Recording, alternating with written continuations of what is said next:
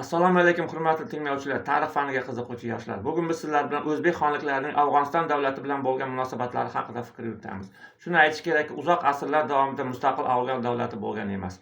Ular eng avvalo Eron Safaviylarning qo'lida zulm chekkan. 1747-yilda mustaqil Afg'on davlati tuziladi va uning birinchi shohi Ahmad Shoh edi. Lekin o'zbek xonliklari bilan Afg'on davlati o'rtasidagi munosabatlar do'stona kechgan emas. Bunga asosiy sabab Amudaryoning janubida joylashgan o'zbek qabilalari hududlari edi. Bunda afg'onlar bu yerlarni ko'pincha bosib olib, u yerlarga zulm o'tkazib, u yerlardan soliq to'lashga majbur qilgan. Buxoro amirlari esa o'zbeklarga yordam bergan. 1751-yilda afg'onlar bu yerlarni bosib olib, soliq to'lashga majbur qiladi. Buning oqibatida 1768-yilda o'zbeklar afg'onlarga qarshi qo'zg'olon ko'taradi va Buxoro amiri qo'shinlari yordamga keladi. Lekin bu urushda afg'onlar yengib chiqadi va Afg'oniston bu yerlarni bosib olib, soliq to'lashga majbur qiladi.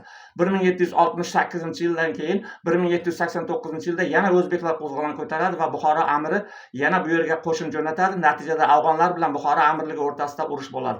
Endi bu safar Afg'oniston shohi Temur Shoh Buxoro amirligiga qarshi kurashga yuragi dov bermasdan orqaga qaytib ketadi va ular o'rtasida tinchlik sulh tuziladi va sulhga binoan afg'on yerlarining Amudaryo bo'ylaridagi o'zbeklar yashaydigan yerlar Buxoro amirligi nazoratiga o'tadi va chegara hudud deb hisoblanadi.